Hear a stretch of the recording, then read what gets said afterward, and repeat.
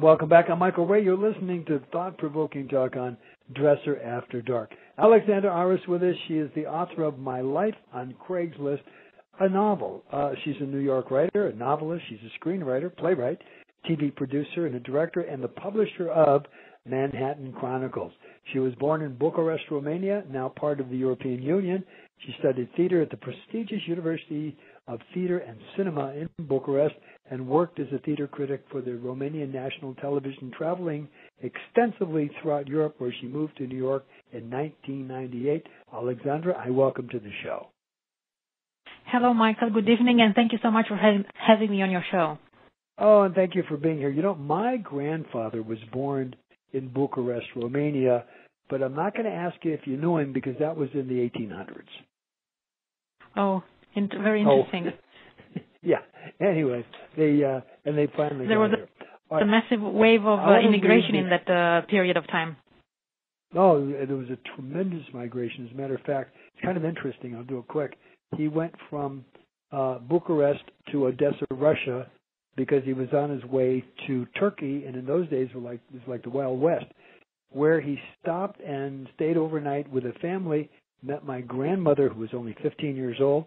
They got married, they moved to Turkey, had 8 kids. This is such a romantic story. You should write a novel about that. I should. Let's do this because I think this is important. I want to read the first paragraph of your press release because this lays a base of where we're going. My Life on Craigslist sketches an entertaining satire of today's mores as reflected on the 5th most popular website in the U.S. and the most uninhabited. A book about survival in a dog-eat-dog New York City in a unique blend of angst and humor. So the question is obvious. Alexandra, what was it about Craigslist that caused you to put your novel to pen? Well, Michael, I'm glad you answered this question. My Life on Craigslist is my second novel. And like almost all other writers, my first novel, Dream Junkies, which surprisingly ended up being a bestseller in Europe, was largely about myself and a personal love story. So I wanted to write a second novel which will be different and will tell something, it will be about something that a lot of people could relate to. And the actual idea to write the book came to me one day when I went to Barnes & Noble and looked in the fiction section, and I found very little contemporary literature that spoke about how the social experience has largely moved over the internet on Facebook, Craigslist, and so forth. So I wrote a book for the millions of people who are dependent on Craigslist as a free service that provides an exchange system, whether it's for jobs, entertainment, apartments, roommates, dating, and sex. Now, and, by the way, the research on the book must have been fascinating for you to do. Yes, the research was amazing. I had to do 2 types of research. First, I live on the Upper East Side in New York, and I had to recreate the entire East Village world, which is a totally different world than Upper East Side. And I did it with the help of a friend who lived there in an apartment, just like my hero, Emily. But the most interesting research was regarding Craigslist because I listened to countless anecdotes and opinions from Craigslist users. I posted fake ads as if I were Emily, living like her for the duration of writing the novel, like an actor who's studying a role and fully enters into it.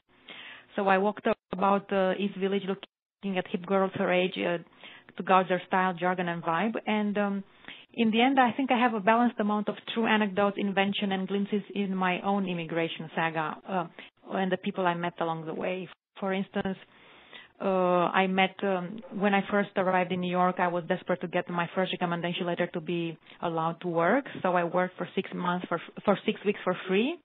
And in the end, I was refused. The person I worked for refused to give me my recommendation letter, just like Emily in this book. So I had a lot of personal anecdotes as well.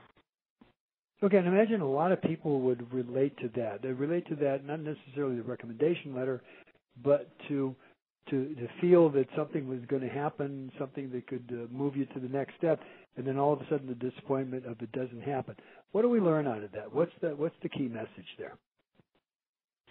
Well, I'm not done with the revelations because I think the most shocking revelation about the book is a shocking promiscuity that lies today beneath our society as a whole.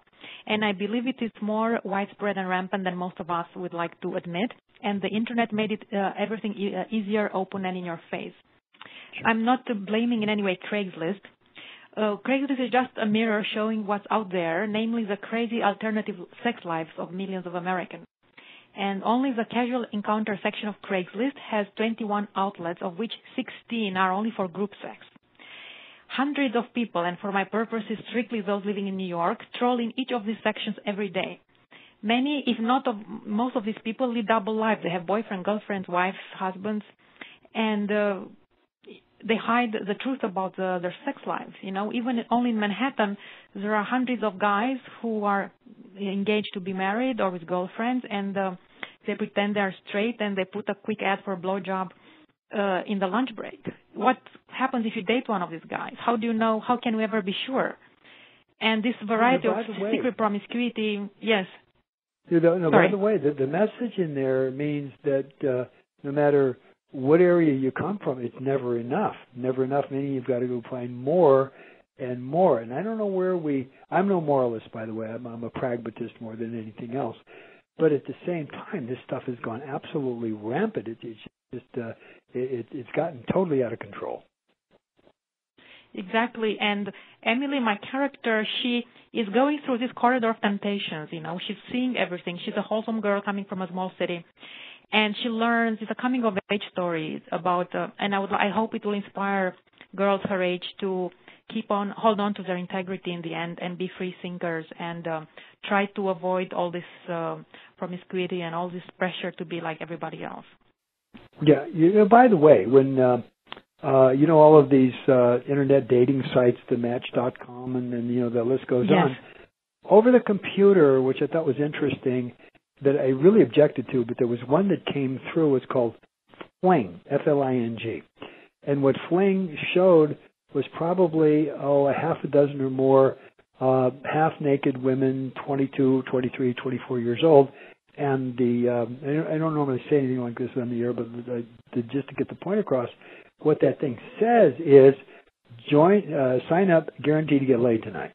And I think that in and of itself has gone wild. These are 20, 21, 22-year-old women. And it was just like you said early on. It's either group, singles, same-sex, whatever. It's all there. What are you interested in? It tells you. I watched it. But the idea here is there's got to be that line in the sand that you draw that say, what about the 12, 13, 14-year-olds that get exposed to this? What does that say to them? Well, the problem is that the entire message the society sends is that it's cool to be this way. Yeah. So this is a big problem. It's cool and it's easy. I got it, loud and clear. And having integrity and being serious is not that cool. So this is, I think, a big choice for young people. I think this is where most of the problems that we've gotten into today are all about. The stuff with this free speech, the free this, the free that. I think somebody's taken it, 10 steps beyond where it should be. Yes, I totally agree with you. Yeah. And when we get into situations where during, there's been newspaper articles about, the young girls being let out of school to go get an abortion and come back and not tell their parents about it. They issue condoms, in the schools. There's a problem here. Yes, and I grew up in communism, so I grew up in a very moral, strict society. So for me, all this is perhaps more shocking than it is for you because it's been like this here for a long time, since the 50s, I would imagine. Well, by the way, I was brought up in the 50s, and we didn't have that then. I was brought up in an era that if there was a bedroom scene in the movies, Alexandra, there had to be 1 foot on the floor. I'm just serious. Yeah. But that's a world that's not here anymore. And then we have to deal with what we deal with today. So let me ask you this. I picked the book up, I read it page by page, cover to cover. What's my takeaway? What do I, Michael Ray, get that I did not get before I read the book? Well, I think, first of all, it's an entertaining book, and whoever is going to read it is going to be amused because everybody told me that it's very funny and entertaining. And also, it will inspire, I think, people, young grads to hold on to the integrity. And it's also a guide for all the people who are curious about Craigslist as an exchange system for everything they need. And then some. Okay, we're starting to run out of time. Let me ask you this. A website we can find you at. Yes, I have several websites, but my main website is alexandraares.com, ARES.com, yes, alexandraares.com/my life on Craigslist. I also run Manhattan Chronicles, which is a literary magazine, and smartfilms.com, which is a film company. But they're all connected in alexandraares.com. Great. Hey, Alexandra, thank you so much for joining us tonight. Thank you so much, Michael. Thank you for having me. Take care. Good night. Good night.